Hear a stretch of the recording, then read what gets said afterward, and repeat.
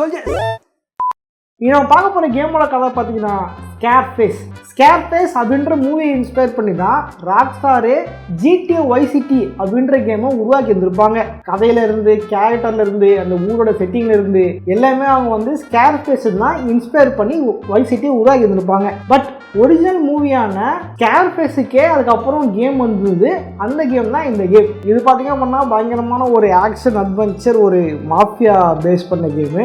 ஒரு டான் அப்படின்ற மாதிரி கேமு. ஸோ வந்து ஒரு டான் எப்படி வந்து வளர்ந்து ஒரு மிகப்பெரிய கேங்ஸ்டராக மாறினாரு அப்படின்ற மாதிரி கேம் இருக்கும். மறக்காம ஃபுல்லாக உட்காந்து பாருங்க. ஓகே, யார் லைக் பண்ணீங்க பக்கத்துக்கு ஹைப் ஏற்றி விடுங்க. நான் ஏன் லைக்கும் ஹைப்பும் போட சொல்கிறேன் அப்படின்னா, நீங்கள் லைக்காக ஹைப் போட்டிங்க அப்படின்னா 4 பேர் கண்ணில் காட்டும், 4 பேர் பார்ப்பாங்க. இந்த கேம் ஸ்டோரி அப்படின்ற ஒரு செக்மெண்ட் நல்லா போகும். ஓகேவா? ஸோ அதை வந்து லைக் சப்ஸ்கிரைப் பண்ணிங்க. நிறைய பேர் ஸ்டோரி கேம்ஸ் தான் தெரியணும். ஓகேவா? ஓகே ஓகே போயிடலாம். நான் கலகசாமி கேட்கட்டா.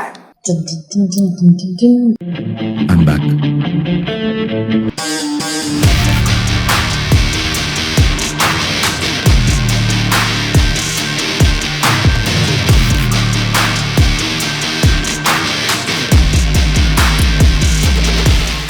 இந்த கேமோட கதை தொடங்குறது இந்த மூவியோட எண்டிங்கில் தான். அப்படின்னா நம்ம இந்த மூவியோட கதை தெரிஞ்சுக்கிட்டாதான் இந்த கேமோட கதையை நம்ம முழுசாக என்ஜாய் பண்ண முடியும். அதன்படி பார்த்தீங்க அப்படின்னா இந்த மூவியோட தொடக்கத்தில் பிடல் காஸ்ட்ரோ கியூபால இருந்து அமெரிக்கர்களை வெளியேற்றினாரு. கூடவே அங்கிருந்த ஜெயில் கைதிகளையும் அகதியா அமெரிக்காக்குள்ள அனுப்பிச்சு வச்சாரு.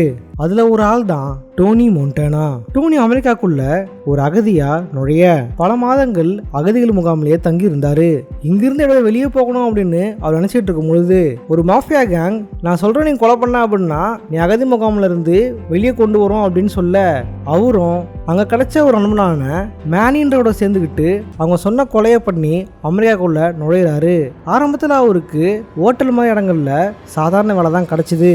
ஆனா மறுபடியும் மாஃபியா கேங் ஒரு பொருளை கைமாத்த சொல்லி டோனி கிட்ட வந்திருந்தாங்க. டோனி அந்த டீலுக்கு ஒத்துக்கிறாரு. கூட எக்ஸ்ட்ராவா ஆட்களை கூட்டுக்கிட்டு டோனி பொருளை மாத்த போக ஒரு அப்பார்ட்மெண்ட்ல தான் அவங்க பொருள் மாத்த வேண்டிய ஆட்கள் இருந்தாங்க. இவங்க பொருள் மாத்த நேரத்துல டோனிய துப்பாக்கி மேல வச்சுக்கிட்டு பொருளையும் பணத்தையும் திருட அவங்க திட்டமிட்டு இருந்தாங்க. டோனி கண் முன்னாடியே அவர் கூட இருந்தால செயின்சா மூலியமா அநியாயமா கொன்னுடுறாங்க. இதனால கீழே இருந்த ஆட்கள் டோனிக்கு உதவி பண்ண சம்மந்தப்பட்ட ஆளை டோனி நடு ரோட்டிலேயே ஓட விட்டு சுட்டுடுறாரு. இந்த சீன்லாம் நீங்க GTA Vice Cityல குறியீடா கூட பார்த்துருக்க முடியும். பொருளையும் பணத்தையும் கைப்பற்றின டோனி இதை நான் பெரிய டான் கிட்ட தான் கொடுப்பேன் அப்படின்னு அதிகாரமா சொல்ல, அவங்களும் பெரிய டானான பிராங்க் கிட்ட கூட்டிட்டு போறாங்க. பிராங்குக்கு டோனி ரொம்பவே பிடிச்சி போயிடுது. தொழிலை சரியா செய்யறதுனால இந்த தொழில நேர்மை ரொம்ப முக்கியம். நீ நேர்மையா இருந்தா அப்படின்னா இந்த தொழில் உன்னை பாதுகாக்கும், நேர்மை தவறனா இந்த தொழில் உன்னையே கொண்டுடும் அப்படின்னு அவரு கூடயே பல வேலைகளை செய்ய சொல்றாரு. டோனியும் பிராங்குக்காக பல வேலைகளை செய்யறாரு. இப்படியே டோனி பணம் சம்பாதிக்க இதே ஊர்ல தான் இவரோட அம்மாவும் தங்கச்சிங்கிறத புரிஞ்சுக்கிட்டு அவங்கள போய் பார்க்க போறாரு. ஆனா அவங்க டோனி தப்பான தொழில் பண்றதுனால அவரை அங்கிருந்து அனுப்பிச்சிடுறாங்க. ஆனா அவர் தன் தங்கச்சிக்கு மட்டும் தொடர்ந்து பணம் கொடுத்துட்டு இருந்தாரு. மறுபுறம் பிராங்க் பொலிவியா அப்படின்ற ஊர்ல சோசான்ற டான் இருக்கான். அவங்க கிட்ட ஏகப்பட்ட பொருள் வாங்க முடியும், அவங்களே டீல் பேசுங்க அப்படின்னு டோனியையும் பிராங்கோட வலது கையான ஓமரையும் அனுப்பிச்சு வைக்கிறாரு. ஓமர் சோசா கிட்ட மாசம் 150 கிலோ கேட்க திடீர்னு குறுக்கிட்டு டோனி கெத்தா 200 கிலோ கேட்கறான். இதனால டோனியோட தைரியம் சோசாக்கு ரொம்ப பிடிச்சிருந்தது. ஆனா டோனியை மிரட்டுறதுக்காக அவன் டோனி கூட வந்த ஓமரை ஹெலிகாப்டர்லயே தூக்குல தொங்க விட்டு டோனிக்கு பயம் காட்டுறான். பிராங்கோட வலது கையா இருந்த ஓமர் இறந்தது மிகப்பெரிய கோவத்தை ஏற்படுத்துச்சு. உன்னால தான் ஓமர் செத்தான், எனக்கு எதெல்லாம் குழி பறிக்க பாக்குறியான்னு பிராங்க் டோனி கிட்ட சண்டை போட, இனிமே உன் கூட இருக்க மாட்டான் போறேன்ட்டு டோனி அங்கிருந்து கிளம்பிடுறாரு. பாபிலோன் பார்ல டோனி அமர்ந்திருக்க ஒரு அரசு அதிகாரி வந்து அவர்கிட்ட லஞ்சம் கேட்க ஆரம்பிச்சிருந்தான். அதே நேரத்துல தான் பாபிலோன் கிளப்ல அவரோட தங்கச்சி யாரோ ஒருத்தங்க கூட அரைகுறையா டான்ஸ் ஆடுறத பார்த்து பயங்கர கோவம் அடைகிறாரு.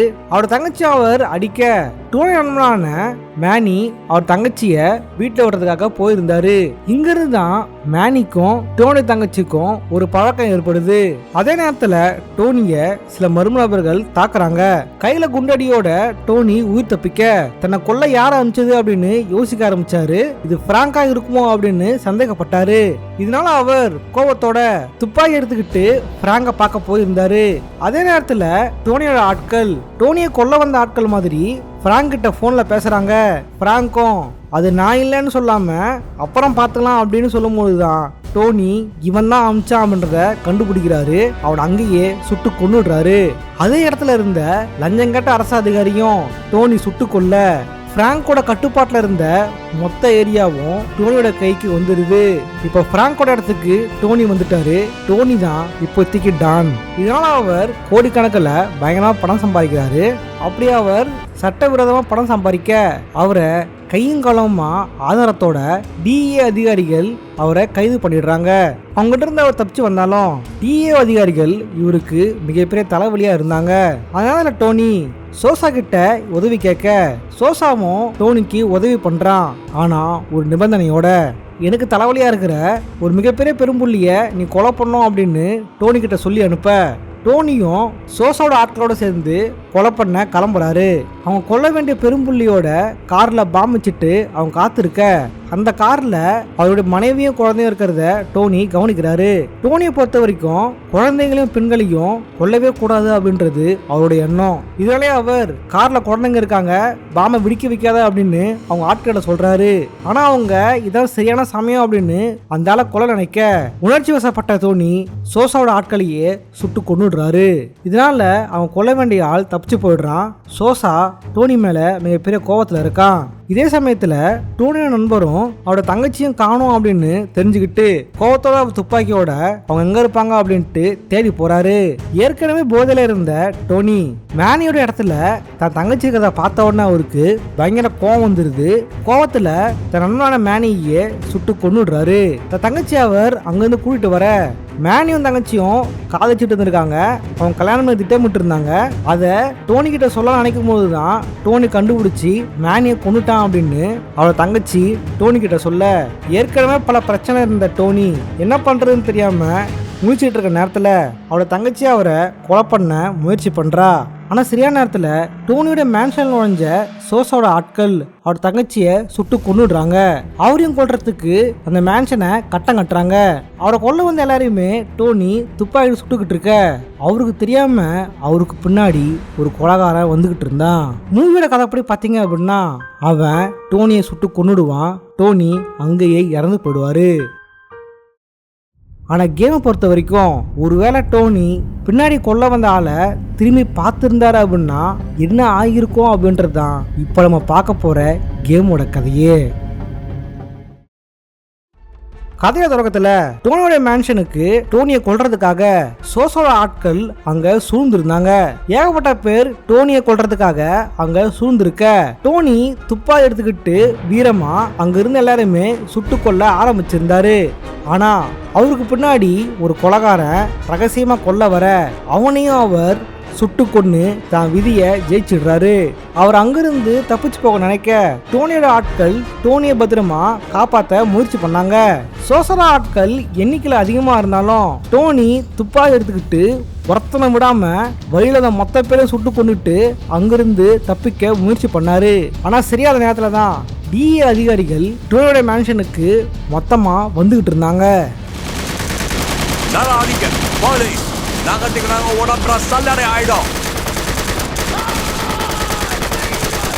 தடுப்பு பிரிவு துப்பாக்கி கீழே போடு.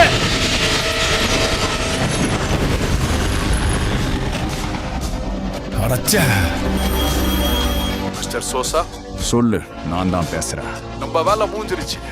மோண்டேனா அழிஞ்சான். இங்க எல்லாமே காலி ஆயிடுச்சு. உண்டு கூட மிஞ்சல. போலீஸ் மொத்தமா எல்லாத்தையும் டேக் ஓவர் பண்ணிட்டாங்க. இதுக்கப்புறம் திரும்பி வர போறதே இல்ல. அவன் சாம்ராஜ்யம் மொத்தமா அழிஞ்சிருச்சு. டிஏ ஆட்கள் டோனியோட மொத்த இடத்தையுமே டேக் ஓவர் பண்ணிடுறாங்க. அவரோட மொத்த அக்கௌண்ட்டையுமே பிளாக் பண்ணிடுறாங்க. இதனால ஒரே நாள்ல டோனி மொத்தத்தையும் இழந்துட்டாரு. யாருக்குமே தெரியாத ஒரு ஒதுக்குப்பான வீட்டுல எல்லாத்துக்கும் காரணம் சோசா தான். அவனை அழிச்சிட்டா வேலையை முடிஞ்சிடும், திரும்பவும் நான் பெரியாலாம் மாறிடலாம் அப்படின்னு டோனி திட்டமிட்டு இருந்தாரு. 3 மாதங்களுக்கு பிறகு டோனி மறுபடியும் மியாமிக்குள்ள கால் எடுத்து வச்சாரு. ஆனா இந்த முறை அவர் போகும்போது எப்படி இருந்துச்சோ மியாமி அந்த மாதிரி இல்லை, அவர் கண்ட்ரோல்லையும் இது இல்லை. இவர் கண்ட்ரோல் இருந்த ஒவ்வொரு ஏரியாவும் வேற வேற கேங் கைக்கு கைமாறிடுச்சு. ஊருக்குள்ள வந்த டோனி முதல் வேலையா அவருடைய கிரிமினல் லாயரான ஜார்ஜ் ஷெஃபீல்ட பார்க்க போயிருந்தாரு. அவரோட ஆபீஸ்ல அவர் இல்லை அப்படின்றதுனால பாபிலோன் கிளப் தான் இருப்பாரு அப்படின்னு அவரோட அசிஸ்டன்ட் சொல்ல டோனியும் அந்த இடத்துக்கு அவரை பார்க்க போயிருந்தாரு. அந்த இடத்துல அவரை பார்த்த எல்லாருமே ஆச்சரியப்பட்டாங்க, டோனி இன்னும் சாகலையா அப்படின்னு. அந்த அதிர்ச்சியோடய அவரை உள்ள அலோவ் பண்ண டோனி ஜார்ஜை மீட் பண்ணி தனக்காக வாதாட சொல்றாரு. சோசாக்கு எதிராக திட்டுதேன்ற சொல்றாரு. ஆனா அவன் உங்ககிட்ட இப்ப காசு இல்லை, ஒன்றும் இல்லை, கையில காசு கொடுக்காம சோசா மாதிரியான பெரிய ஆளுங்கெல்லாம் பகைச்சிக்க முடியாது, எனக்கு ஃபீஸ் தரணும்னா நீ பயங்கரமாக காசு தரணும், இப்போத்தி நீ கிளம்பு அப்படின்னு டோனியை அசிங்கப்படுத்தி அனுப்பிச்சிடுறான். டோனியை பொறுத்த வரைக்கும் இப்போ கையில் காசும் இல்லை, அதிகாரமும் இல்லை, இது ரெண்டுத்தையும் மீட்கிற வரைக்கும் பழைய கத்து வராது அப்படின்னு டோனி பயங்கரமாக கோவப்படுறாரு. இதனால அவர் இப்போதைக்கு பணம் சம்பாதிச்சாகணும் அப்படின்னு அவரோட பழைய நண்பரான ஃபெலிக்ஸை போய் சந்திக்க போறாரு. ஃபெலிக்ஸ் கிட்ட நான் பழையபடி கெத்தா மாறணும், பணம் மாளிகை அப்படின்னு என் மேன்ஷனை மீட்கணும் அப்படின்னு சொல்ல இப்போதைக்கு நம்பிக்கையான லீடர்கள் அப்படின்ட்டு யாருமே இல்லை. எனக்கு தெரிஞ்ச வரைக்கும் கோகோ அப்படின்ட்டு ஒருத்தி இருக்கா, அவ தான் இப்போதைக்கு ஒரு நம்பிக்கையான டீலர், அவளை போய் பாரு அப்படின்னு ஃபெலிக்ஸ் கொக்கோவை பார்க்க அனுப்புறான். அங்கிருந்து டோனியும் கொக்கோவை சந்திக்க போக கொக்கோ கிட்ட டோனி நம்ம பேர் சேர்ந்து பிஸ்னஸ் பண்ணலாம், உனக்கு தேவையான சரக்கை நான் கொண்டு வரேன் அப்படின்னு சொல்ல அங்கதான் கோகோ புலம்ப ஆரம்பிச்சிருந்தா.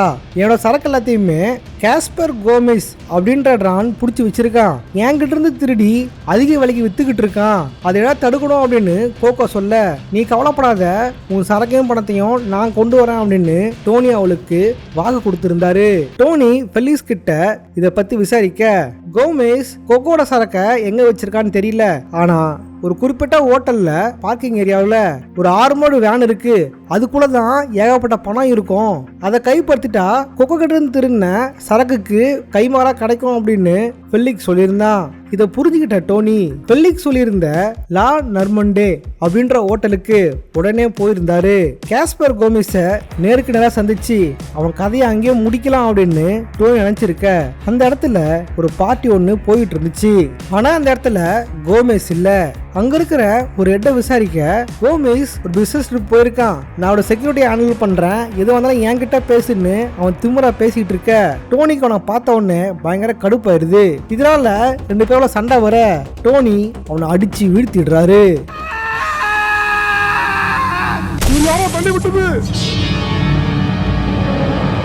சீக்கிரம் ஓடி வாங்கடா, அவன் தான் இருக்கான். தெரிஞ்சவங்களை கேட்டதா சொல்லு. இவன் இடத்த பார்த்த கோமிஸோட ஆட்கள் டோனியை கொல்ல முயற்சி பண்ணாங்க. ஆனா டோனி துப்பாக்கி எடுத்துக்கிட்டு தான் எதிரில் வந்த மொத்த பேரையும் போட்டு தள்ளிட்டு அந்த ஆர்மோடு வேனை தேடி போயிருந்தாரு. அந்த இடத்துல அவர் நினைச்சதை விட ஏகப்பட்ட ஆட்கள் செக்யூரிட்டிக்கு இருக்க மொத்த பேரையும் ஷோரட்டியே இல்லாம அவங்க ஷோரட்டியை சுட்டு கொண்டு அந்த ஆர்மோடு வேனை கைப்பற்றாரு. வழியில ஏகப்பட்ட பேர் வந்தாலும் டோனி வீரமா போராடி அந்த வேனை தன் இடத்துக்கு கொண்டு வந்துடுறாரு. இதன் பிறகு டோனி அரசு அதிகாரிகளுக்கு லஞ்சம் கொடுத்து தன் மாளிகையை திரும்ப மீட்கிறாரு. அவர் உள்ள நுழைய ஏகப்பட்ட போலீஸ் டேப்புகளும் டெட் பாடிகளோட மார்க்கும் அங்க இருந்துச்சு.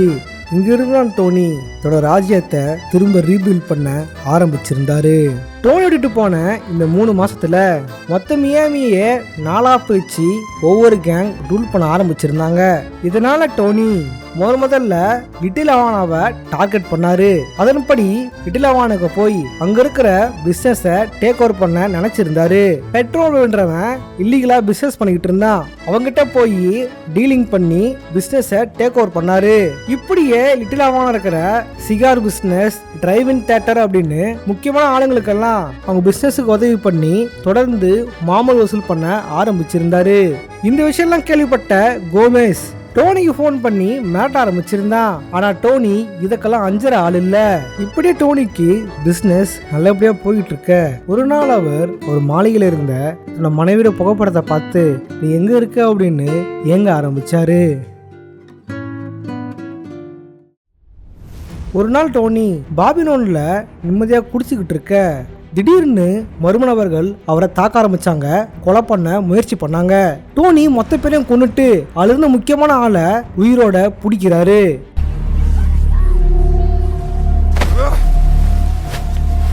யார் சொல்லி வந்தா? சொல்ல மாட்டேன். என்ன பாரு, என் கண்ண பாருடா. உன்னை எவனா அமிச்சான்? சோசா தானே? நான் ஜோக் அடிக்கிறேன். இங்க சுட்டு கொண்டுடா உன்னை. நீ என்ன நினைக்கிற டோனி? சோசா மட்டும்தான் அவனுக்கு ஒரே எதிரி நினைக்கிறியா? கோமேஸ் அமிச்சானா? கிழிப்பா அவன், கிழிப்பா. டிகாஸ் பதாசான அமிச்சாங்க. இந்நேரம் உங்க அம்மா கதை முடிஞ்சிருக்குன்னு நினைக்கிறேன். அம்மாவா? இல்ல.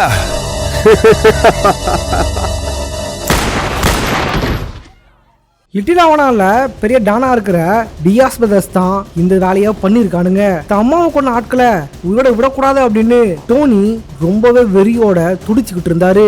இந்த ஒரு காரணத்தினாலேயே அவனை சும்மா சாகடிக்க கூடாது, ரொம்ப தலையை வெட்டி கொள்ளணும் அப்படின்னு கையில ஒரு செயின்ஸா எடுத்துக்கிட்டு அவனை தேடி வெறி கொண்டு கிளம்புனாரு. கண்ணில் பார்த்த டியாஸோட ஆட்களை செயின்ஸாவிலேயே சரமாரையா வெட்டி தள்ள டியாஸ் பிரதர்ஸ் டோனியை பார்த்த உடனே காலில் ஏறி தப்பிக்க முயற்சி பண்ணானுங்க.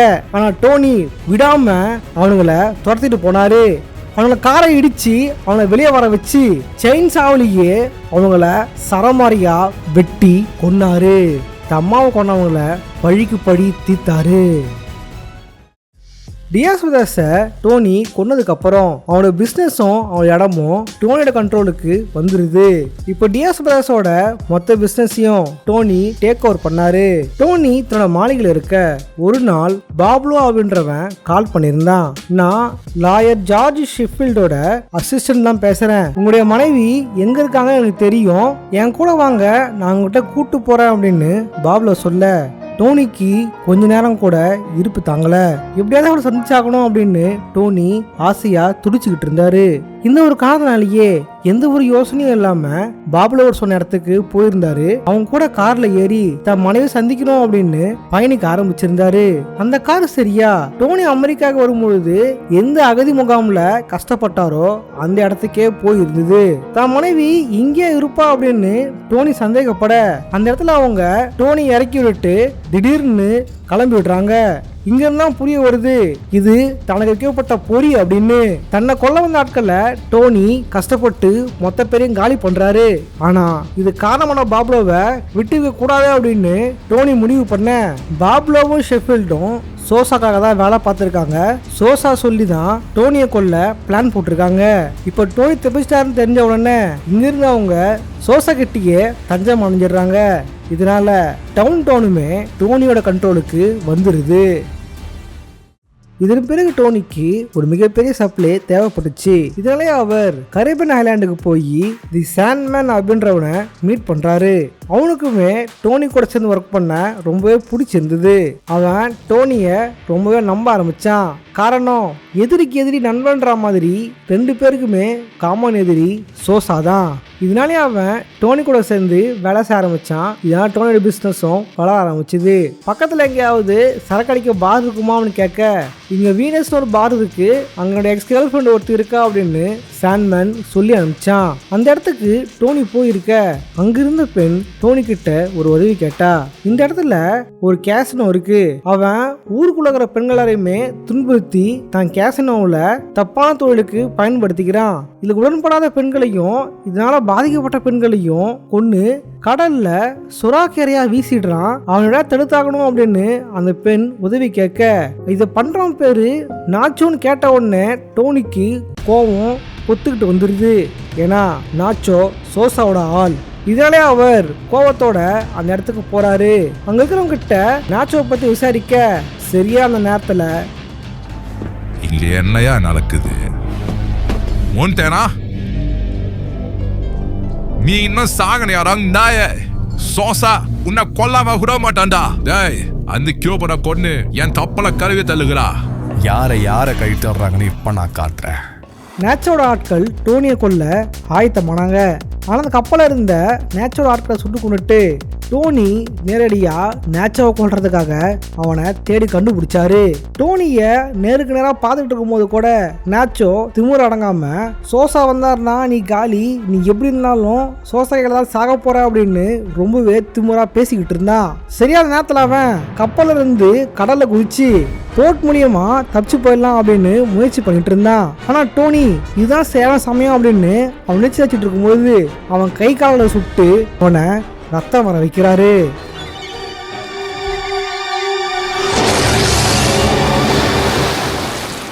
அப்பாவி பெண்களை நேச்சோ எப்படி கொண்டானோ அதே மாதிரியே இப்போ அவனும் செத்துட்டான். நேச்சோ இறந்து போனதுக்கப்புறம் அவனோட விசுவாசிகளை டோனி கூனோட கைலாசத்துக்கு அனுப்புறாரு. இதனால நேச்சோட பிசினஸ் எல்லாமே டோனியோட கண்ட்ரோலுக்கு வந்துடுது. டோனி எல்லாத்தையுமே டேக் ஓவர் பண்ணிடுறாரு. இதன் பிறகு டோனி மியாமியோட மற்ற பகுதியான நார்த் பீச், சவுத் பீச் அப்படின்னு எல்லா இடத்தையுமே டேக் ஓவர் பண்றாரு. அங்க இருக்கிற பிசினஸ் எல்லாத்தையுமே கைப்பற்றாரு. இதனால சாண்ட்மேன் சோசாவை எதிர்க்க சரியான ஆள் இவன் தான் அப்படின்னு புரிஞ்சுக்கிட்டு தான் கிட்ட இருந்த போதைப் பொருள் பிளான்டேஷனையும் டோனி கிட்டேயே ஒரு நல்ல விலைக்கு வித்துடுறான். இங்கிருந்து தான் டோனியோட சாம்ராஜ்யம் மேலும் வளர ஆரம்பிச்சுது. ஆனா இந்த விஷயங்கள்லாம் கேள்விப்பட்டு சோசா சும்மா இருக்க போறதில்ல. டோனியோட அந்த வளர்ச்சியை பார்த்து சோசா ரொம்பவே பயந்தான். இதனால டோனியோட மொத்த எதிரிகளையும் ஒரே இடத்துல கூட்டியிருந்தான். அதுதான் டோனியோட பழைய வக்கீலான ஜார்ஜ் ஷெஃபீல்ட், அப்புறம் காஸ்பர் கோமெஸ். இவங்க 3 பேரும் ஒரே இடத்துல கூடியிருந்தாங்க. டோனி இதுக்கு மேலே வளர விடுறது நமக்கு நாமே குழி வெட்டுறதுக்கு சமம், எப்படியாவது அவனை தீர்த்து கட்டியாகணும் அப்படின்னு 3 பேரும் சேர்ந்து திட்டம் திட்டினாங்க. டோனியை முடிச்சு கட்டணும் அப்படின்னா நம்ம யாரையும் செய்யறத விட லீகலாகவே நமக்கு தெரிஞ்ச இன்ஃப்ளூயன்ஸ் மூலியமா கவர்மெண்ட்டுக்கும் அவனுக்கும் சண்டையை மூட்டி விடுவோம். அந்த வாரில் அவன் சிக்கி சின்னாமேன ஆயிடுவான் அப்படின்னு எல்லாரும் பேசிக்கிட்டு இருக்க சரியா அந்த நேரத்தில் ஒரு இடி அடிச்சு மொத்த பேரும் கலங்கினாங்க. ஏன் அப்படின்னா டோனியை கொல்ல இவங்க திட்டமிட்ட அதே நேரத்தில் தான் இவங்க 3 பேரையும் தேடி டோனி அங்கேயே வந்திருந்தாரு. டோனி இப்ப பொலிவியால சோசாவோட கோட்டைக்குள்ளேயே ஒரு தன்னந்தனி சிங்கம்மா இறங்கி அங்குதான் மொத்த பேரையும் கொன்னு வேட்டையாடி குன்னோட கைலாசத்துக்கு அமிச்சாரு. அவரோட வழியில அவர் டோனிக்கு துரோகம் பண்ண லாயரான ஜார்ஜை மீட் பண்ண ஜார்ஜ் எனக்கு கொன்றாத அப்படின்ட்டு கண்டபடி டோனி கிட்ட கெஞ்சினாலும் நன்றி கட்டவங்களுக்கு நான் பேச மாட்டேன் அப்படின்னு தன் கையில துப்பாக்கியை பேச வச்சு தன் புல்லட்டுக்கு அவரை இரையாக்கினாரு. தோல்வி ஒத்துக்கிட்ட ஜார்ஜ் கையை தூக்கி நிக்க கழுத்தை நெரிச்சு அவனை அங்கேயே கதையை முடிச்சாரு. அடுத்ததா காஸ்பர் கோமெஸ் மாட்ட அவனையுமே துப்பாக்கி இரையாக்கி காலி பண்ணிட்டு கட்டங்கடைசியா இருந்த சோசாவை நோக்கி பயணிக்க ஆரம்பிச்சாரு. அந்த இடத்துல சோசா திமிரு குறையாம கெத்தா உக்காந்துக்கிட்டு இருந்தான். நீ மட்டும் அன்னைக்கு நான் சொல்றேன் கொலை பண்ணியிருந்த அப்படின்னா இந்த பிரச்சனை அவனுக்குள்ள வந்திருக்காது டோனின்னு சொல்ல டோனி அதுக்கு நான் பொழப்புக்கு பொருள் விற்கிறவன் தான், ஆனா குழந்தைங்களும் பெண்களையும் கொடுற அளவுக்கு கொடூரமான மிருகம் நான் இல்ல, நான் ஒன்னும் அவ்வளோ கேவலமானவன் இல்ல, நீ தப்பா புரிஞ்சிட்ட அப்படின்னு டோனி வீரமா சொல்ல கோவம் அடைஞ்ச சோசா டோனியை தாக்க நினைக்க டோனி வீரமா அவனை தாக்க ஆரம்பிச்சாரு. தன் துப்பாக்கிற புல்லட்ஸ் தீர்ற அளவுக்கு சோசாவோட உடல சல்லடையாக்க அங்கேயே இறந்து கிடந்தான் சோசா. இதோட டோனியோட பகையாளிங்க மொத்த பேருமே அழிஞ்சு போயிடுறாங்க. அங்கிருந்து டோனி சோசாவோட தலையை வெட்டி எடுத்துட்டு வந்து வெளியே போட இதன் பிறகு சோசாவோட பிசினஸையும் அவர் மொத்தமா டேக் ஓவர் பண்றாரு. சோசாவோட இடத்துலயே வீனஸ் பார் ஓனரான வீனஸ் கூட சேர்ந்து ஜாலியா டிவி பார்த்துக்கிட்டே டோனி குளியல போட கதைய தொடக்கத்துல நிராயுதபாணி அந்த டோனி அவருடைய எதிரிங்க மொத்த பேரையும் கொண்டு குவிச்சு கெத்தா வாழ ஆரம்பிச்சாரு. இதோட இந்த கதையும் முடியுது.